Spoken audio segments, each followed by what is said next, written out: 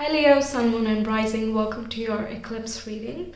We have a new moon partial solar eclipse in Scorpio. This is taking place on 25th of October, and eclipses come with a lot of fateful changes as well because they trigger the north and the south nodes, which of course rules the fateful changes. They bring us closer to our highest purpose as well, so I'm really excited to see what this is bringing, what the changes are and where they are leading as well. So let's see, we have the waning gibbous moon with Express first and foremost. Okay. Then we have Gnosis. I think that is, that would be the correct way to say that. And let's see your tea leaf cards. We have Handshake. A meeting with a stranger could be important. Okay, meeting new people. We have April, which would be the 6th month from October. Perhaps this is an important time here because eclipses generally work within a time of 6 months. And April would be the 6th month, so you would see the results of the actions that you put in around this time in full fruition. Or at this time there could be a change and new things are coming in, new opportunities are blossoming, and in the meantime we are working on ourselves or other things behind the scenes. I will have to read what this one means here, but let me take a look at this first. We have Fair Man, dealings or relationship with a man with blonde, gray or white hair. Okay, it's specific, so perhaps that's the stranger you might be meeting here. And we have Jug, lighthearted, carefree time. And yeah, that also goes with the spring vibe, right? Everything is light and airy and fresh, and there is optimism in the air. You just kind of see the light at the end of the tunnel if you're going through difficult times. So this is the innermost knowing and mystic truths. It's about contemplating the mysteries and the unanswerable questions. You could be studying something in the meantime. This eclipse could trigger an interest in mysticism, alchemy, healing, science. It doesn't matter. It's kind of just going very deep in a subject, and you want to kind of see how that applies to the life that you're leading and the life you want to be leading as well. Just going to the life, it just has that introspective and introverted look, but to me in this reading it feels like you're observing a lot, you know, like you have a lot that you're kind of noticing in your outside world, and you want to see where that comes from, what the tendencies are, things like that. And this can come in many different forms, like the book said, it can be in a mystical sense, but it can also be through reading psychology, for example. We have the eclipse in Scorpio, and the Scorpionic topics are very esoteric and hidden in nature, so you want to uncover some truths and secrets. We see the moon over here, so that is what is not being seen in broad daylight, but it exists nonetheless. Okay, so you want to kind of express yourself in a different manner, so you're discovering a lot more from within. You're finding different nuances within yourself as well. This can come through, you know, your interactions with other people too, because I mean Aquarius is right opposite your house, in the 7th house, so that rules other people. And this eclipse here will be triggering the Saturn square Uranus in the backdrop as well. So this brings about different changes in the type of people and the relationships that you're building, and it helps you find greater balance in the structures that are already present, shake things up if things have become too stagnant, and so on. So let's see your tarot cards. What do we have? We have the Page of Swords. This again is that learning and researching, asking questions, investigating, wanting to dig deeper into a certain topic. We have Two of Cups indicating the relationship has been triggered. Also going with the meeting strange people, it can be that you're networking and you're having a very nice time. You might be, you know, joining some other group, or where you have more like-minded people and you just happen to make more friends. We have Nine of Cups, which is a state of fulfillment. There is a wish being answered, and it's a yes. For some of you, like things that you've been trying, things you've put in a lot of effort to, they're starting to show results, and you feel really happy and fulfilled at what you are finding. We also have Five of Pentacles. Okay, so this is giving me that introverted, introspective look. And it's sort of seeing how you have imprisoned yourself in the past, and that it is time to come out of the shadows now. The Five of Pentacles with the Nine of Cups, same color scheme, even though they are two different suits. To me, this is saying that you're coming out from hiding, or whatever you have been hiding, you're okay with it, you're accepting it, and you're liberating yourself. And in that process, you are finding more gifts and riches that you had not previously known. So the interest to learn something, perhaps you've pushed it down and you told yourself that it's not possible. But in the coming months, you are finding different resources or different people who can help you gather the necessary resources to follow your dreams. We have Strength, which is the Leo card. We have Four of Swords. Yeah, that resting, recuperating, reflecting. We have Seven of Cups. We have the Hermit, once again introspecting. Okay, soul searching. We have the World, the completion of a cycle, graduation. We have Death as well. So 3 major arcana from this deck. 4 in total. Okay. So, completing a cycle for sure, and you're really introspective about it. For a lot of you, though, I feel like this is willfully done, okay? It's not something that is happening to you and you just have to deal with it. Of course, like, eclipse time is sort of chaotic. That is true for everyone across the zodiac. It's just that time is very supercharged, so it can feel a little bit chaotic. And that's kind of urging us to look within and find a sense of stability and peace, because over there we can also make sense of what is happening from a bigger perspective. So going within and resting your energy is going to be very helpful here. People always discourage when during eclipse times to do anything too drastic, because it's already the energies are quite high and everything can overshoot whether you want it or not. Okay, so it's a time to contemplate and think about the various options that you have. The Seven of Cups can indicate that you have many different possible choices, and you might be blocking yourself from pursuing any of them.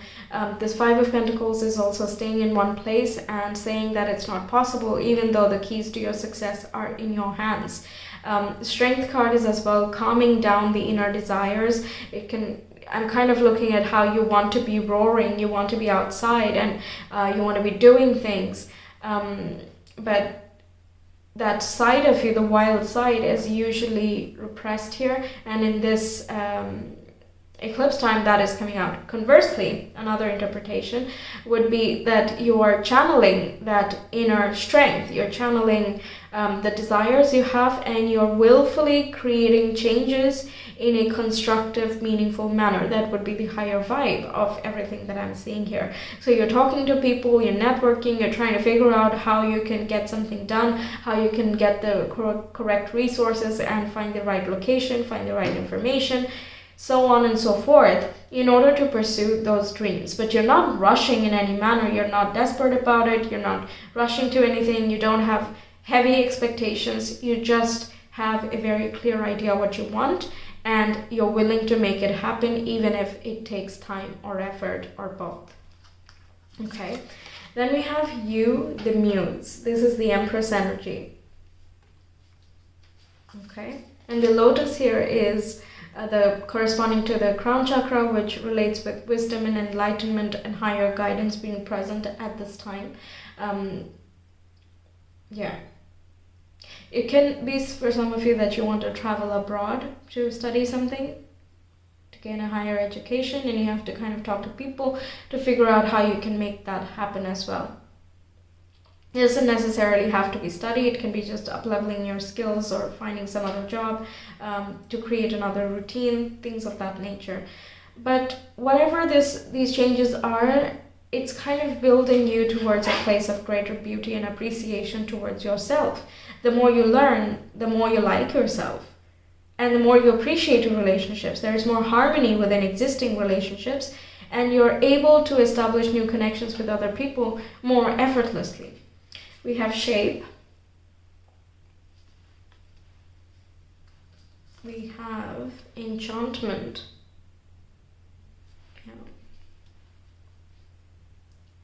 Okay, with enchantment and the Seven of Cups, this can be indicating that there are many different options which are highly appealing, but not all of them are going to lead to your best interest. So it is important to zoom out and look at things from a different perspective, if this is talking about choices in your life, to see if an option leads to all of the other goals that you have as well. So don't act on drunken fantasies. Yeah, but look at what is truly yours and truly what you desire. There can be an ending of such enchantments as well. Okay, there is a disillusioning aspect that is taking place. Mars in Gemini is squaring Neptune in Pisces, and Neptune is retrograde, which means the illusion falls away, the imaginations kind of drop, and reality is front and center. And the square aspect kind of makes it unpleasant to experience. But this reality, this clarity, is just going to set you free because it makes you ready for the next steps of actions that are actually going to be constructive and lead to your actual dreams becoming very tangible with this shape. So you are giving shape to your dreams and desires, ones that truly fulfill you, instead of fulfill a temporary state of bliss. Okay, we have photon. Yeah, again, speaking about that clarity, I'm going to keep it here. We have ultraviolet as well. Yeah, this kind of reminds me of the Tower card. So there is a drop of understanding and enlightenment here. There is some sort of awakening that comes from contemplation. Doesn't necessarily have to be meditation, because not everyone meditates regularly, even though we should, but even I can't get around to do it every day. But whenever you do, try to do it around this time. But whenever you do, there will be some information and downloads that come that just gives you a lot greater clarity about what your priorities are, what your path is, and the path ahead also becomes much clearer. And I'm looking at these sunflowers here in the World card, and that is, again, symbolizing the sun. They constantly look at the sun, right? And that is your ruling planet here. So, yeah, the sun would be in Scorpio at this time. And that is really putting an emphasis on your stability, your foundations, obligations, family history, existing patterns, childhood patterns, and expectations, so on, since it's happening in your 4th house if we go by the rising sign. And also it is bringing about greater understanding and wisdom from what has passed. Okay? And that is creating that transformation that we are seeing through across all of these cards here. Okay, then we have Buddhi. This is that knowledge and wisdom you gather that we were talking about. There is a heightened sense of intelligence and wisdom, and this can also be indicating that you want to go for higher education, or you want to learn something new, learn something different, or expand your awareness in an existing subject such that you take your career and your future to the next level.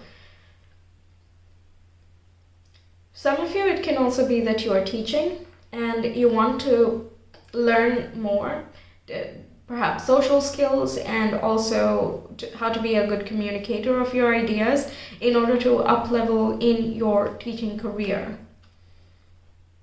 Okay, but overall there is that heightened state of awareness that we're getting for you. Okay, we have Hawk. Pay attention, a powerful message is being communicated to you now. Yet there is that communication aspect with the Child of Swords or the Page of Swords. In an introverted level, this is researching and thinking about stuff and just really ruminating on different topics. But if we externalize that energy, then it is communications with others. We have handshakes, so you're meeting different people, you're talking to different people. And so a lot of messages are going in and out. So pay attention is kind of bringing to focus that you need to listen very carefully, right? I suppose that's the Hermit card as well. Kind of reflect on the conversations you have at this time. Not to the point of overthinking, it's just, analyzing of what that means and what your priorities are, perhaps, For example, if you're going for a job interview and they give you new sets of information that you did not know through your own research, then it's important to pay attention, because that information is going to be pivotal for you down the line, right? So yeah, make sure you don't miss out on that. Okay, then we have the power to heal the earth is within you. Yeah, this is the ability to heal childhood issues or home life problems, to bring in more stability to your environment that is within you, kind of re-emphasizing the advice that comes with the Five of Pentacles, that the power is in your hands, the keys to success are with you. It's not outside the door, it's not locked. You can unlock it. Even if it is locked, you are the one who can unlock yourself from your current circumstances. So don't believe yourself to be as limited as you believe yourself to be. There are many possibilities, and it's just a matter of clearing out the security issues or stability issues that may have happened in the past or are existent within you. As you heal, and even Virgo is the sign of healing, so there's a lot of things being liberated, come up to the surface and removed, moving from this point on. Okay. We have, thank you, universe, for helping me see beyond the limits of fear. Thank you for expanding my perception so that I can see what is of the highest good. Yeah, big picture perspective. Yeah, that is quite important. We saw that from the beginning. And the way you're gathering the big picture is by contemplation, going within, perhaps traveling somewhere, having a conversation with someone to clear your head, somewhere where you can think out loud. Yeah, okay. Then we have, I recognize that I have chosen fear and I choose again, I choose love. Yeah, from this point on, you're moving with acceptance, forgiveness, and compassion towards yourself. You're going forward with a much more open mind than before. You're also understanding of what your needs are, but to pay attention to what others need as well. Not that you don't do these things at the moment, I don't know, but these are the messages I'm getting here. That your connections are going to be more harmonious. You will feel much happier. You will be revitalized. There's that lighthearted, carefree time. But in the moment, it can feel like a lot is changing and a lot is turning. In the short run, it can feel a little bit chaotic or confusing about which way would be the way ahead. But there is a way, it's just clearing out. There are some missing pieces that need to fall in line, and they will in due time. In the meantime, fear is not going to help you. Instead, asking with open curiosity of why a certain thing is relevant, what the purpose of a certain situation is, learning the lesson, and then moving ahead from there is going to make the most constructive use out of this time. Yeah? Okay. Let's see. Leo, Sun, Moon, and Rising. How is the eclipse impacting them? We have Saturn, 6,000 Taurus. Yeah, that's kind of what we have already been seeing. Topics around stability, security, money, and career. Those can come around. There is a change in lifestyle and habits, thought patterns, routines, how you come of service to others.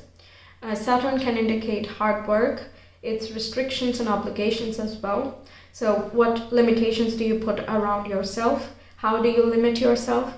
And does this limitation need to stay any longer? If not, how can we make the necessary adjustments without disturbing everything else in life? Saturn does everything in a steady manner. There is no point in just absolute upheaval, right? And you being a fixed sign would appreciate that, I imagine. But there is a lot of shift because Saturn comes up and speaks up when something is not going in our highest good. Okay, so it shows us how exactly this is stopping a person, how exactly something is not working out. So there is that disillusionment factor with it, but it is coming from a place of a lot of care and constructive love. Okay, so take the lessons that you get in stride and work with it, and in no time this is going to pass, because it does depend on whether we're working with the energies or not. If you keep resisting, then the knowledge, even if it's just on that brink, it is not able to come through because you're not open to receiving it. So the pain part or the fearful part kind of prolongs, but as you flow with that energy, you see that your relationships start working out really well. You are communicating excellently, you're connecting with different people, you feel much more self-aware, you know of your choices, you can express yourself well. All of that before April, actually. It's not about April being a deadline, it's just talking that this eclipse is going to bring a lot of newness within you and a new burst of optimism as well. Okay, but the more you flow with it, the better you're able to experience in the meantime. Okay, so that's what I have for you, Leos. Thank you so much for being here. I really hope the reading helps you and gives you insights on what's to come. Let me know your thoughts, and if you want a personal reading, you can reach me via Etsy. The link is in the description box in the comment below. I hope to see you some other time. Until then, take care. Bye.